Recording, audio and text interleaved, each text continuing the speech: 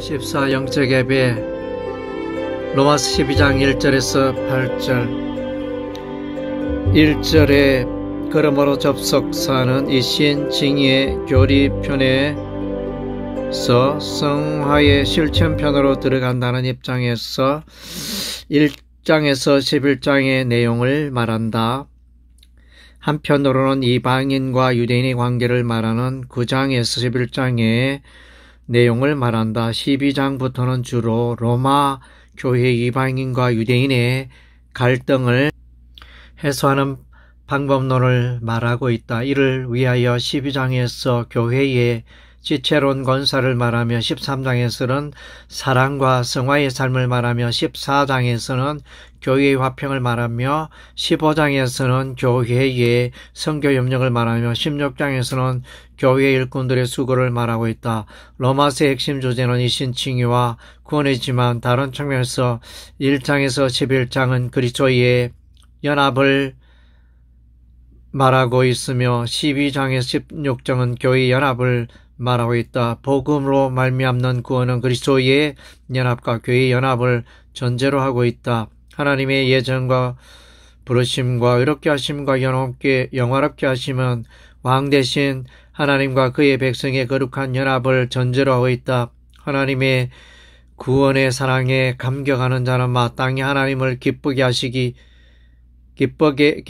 하기 위하여 하나님 중심의 삶을 살게 마련이다. 이러므로 너희 몸을 하나님이 기뻐하시는 거룩한 산제물로 드리라고 부탁한다. 이는 신자가 마땅히 드려야 할 영적 예배이다. 영적 예배는 합당한 예배 혹은 말씀의 예배로 번역할 수 있다.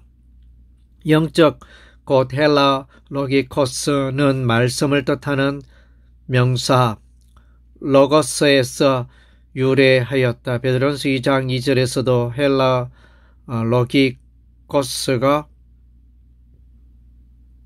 신령한 뜻으로 번역되어 있는데 이를 말씀의 뜻으로 번역하면 더욱 이해가 쉽다. 순전하고 신령한 젖을 사모하라는 표현을 순전한 말씀의 젖을 사모하라로 번역하면 이해가 쉽다. 말씀의 예배는 곧 하나님의 말씀에 순종하여 하나님을 기쁘시게 하는 것을 말한다. 말씀의 예배는 곧 진리의 예배를 말한다. 예수께서도 사마리아 여인에게 하나님은 영이시니 하는 자가 영과 진리로 예배하여야 한다고 말하였다. 1장에서 11장의 구원과 성화의 진리에 대하여 순종하는 것이 말씀의 예배이다. 교회가 지체가 되어 연합하고 하나님의 은사로 섬기고 사랑을 실천하는 것은 곧 말씀의 예배이다. 한편 바울은 로마서 15장 14절에서 하나님의 복음의 제사장 직분은 이방인을 제물로 드리는 것이라고 하였다. 이는 곧 예수 그리스도의 일꾼의 전도활동을 예배로 말하고 있는 것이다. 고린도후서 2장 15절에서 바울은 자신의 삶이 그리스도의 향기라고 말하고 있다. 이는 바울의 삶이 예배로 표현되고 있는 것이다. 여기서 헬라 요디아 명사는 향기로 번역되는데 이는 희생 제물의 향기를 뜻한다. 또한 빌립보 교회가 바울에게 에바브디로 편으로 전달한 연불을 향기로운 제물이라고 말한다. 에베소 5장 2절에서는 우리를 위하여 자기 몸을 버리신 그리스도의 십자가 사랑을 향기로운 제물이라고 하였다. 영적 예배 곧 말씀의 예배를 위하여 이 세대를 본받지 말고 변화된 삶을 살라는 것은 계속적인 주님의 명령이다. 이를 위하여 성령의 도우심은 필수적이다. 이 세상은 육신의 정욕과 안목의 정욕과 이생의 자랑으로 가다가다. 야고보서 4장 4절에서는 세상과 벗된 것이 하나님과 원수가 된다고 하였다. 교회는 그리스도 안에서 한 몸이 되어 서로 지체가 되었다. 예언과 섬기는 일과 가르치는 일과 위로하는 일과 구제하는 일과 다스리는 일과 긍휼을 베푸는 일은 하나님의 은사이다. 우리는 이 은사를 통하여 영적 예배 곧 말씀의 예배를 드리게 된다. 55 그리스도인의 삶 로마서 12장 9절에서 20절 다수의 주석들이 이 본문에 대하여 사랑에 초점을 맞추고 있다. 사랑에는 거짓이 없나니 라고 서두에 시작되니 당연히 사랑이 주제라고 생각한다. 한편으로는 선행을 주제로 보는 것도 무난하다.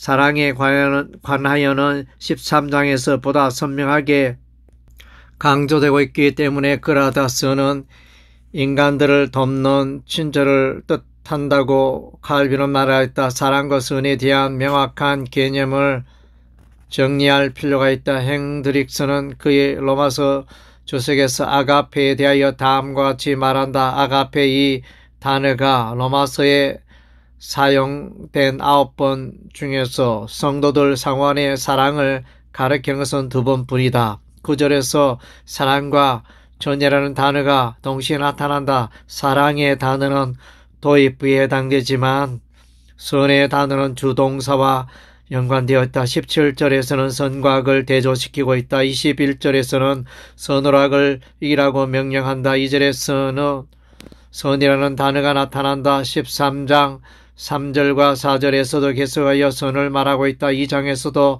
선을 행하는 삶을 명령과 종기로 영광과 종기로 설명하고 있다. 7장에서는 선과 악의 투정을 말하고 있다.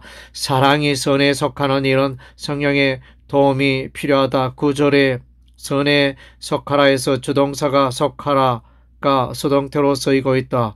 또한 성령의 열매 가운데 양선은 바로 선함을 뜻하는 단어다. 야고보서는 위로부터 난 지혜를 열가면서 선한 열매를 말하고 있다. 육신에 속한 자에는 선이 거하지 아니한다. 따라서 선은 사람에게서 출발하는 것이 아니고 하나님으로부터 오는 것이다. 선한 분은 오직 하나님 한 분 외에는 없다. 한편 11절에서 열심을 품고 주를 섬기라의 한글 번역은 만족스럽지 못하다. 원어 성경에는 포네마티 제온테스로 되어 있는데 이는 성령으로 열심을 줬고 라고 번역함이 성령으로 열심을 품고 라고 번역함이 타당하다. 성령으로 열심을 품는다 혹은 성령 안에서 열심을 품는다는 것은 사람의 자의적인 열심과는 대조를 이루는 것이다. 그리고 주를 섬기라 표현은 알란드 사본에서 기록된 것이고 서대반 사본에서는 항상 섬기라고 기록되어 있다. 본문 9절 이하에서는 하라는 긍정의 명령과 하지 말라는 부정의 명령이 동시에 나타난다. 부정의 명령 동사는 다음과 같아. 게으르지 말라, 저주하지 말라, 높은 데 마음을 두지 말라, 스스로 지혜 있는 채 말라, 아무에게도 악을 갚지 말라, 너희가 친히 원수를 갚지 말라. 그리스도인은 악의 환경을 만나기도 하고 환난을 만나기도 하며 원수를 만나기도 하며 박해하는 자를 만나기도 한다. 그러나 그리스도인은 이 모든 환경 가운데서도 선에 속하며 선한 일을 도모하며 할 수만 있다면 모든 사람과 더불어 화평한 자가 되어야 한다. 그리스도인은 친히 원수를 갚지 말고 원수가 굶주리면 음식을 제공하고 목말라면 마실 것을 제공하여야 한다. 원수를 갚는 것은 오직 하나님께 속한 일이며 하나님의 진노하심에 맡겨야 한다. 여기서 숯불을 원수의 머리에 쌓아놓으라는 표현은 곧 적극적인 선행으로 말미암아 원수가 감동하여 참에 이르는 것을 말한다. 이러한 그리스도인의 사랑과 선행은 곧 선하시며 인자하신 하나님께서 기뻐하시는 거룩한 산제물이며 영적 예배이다.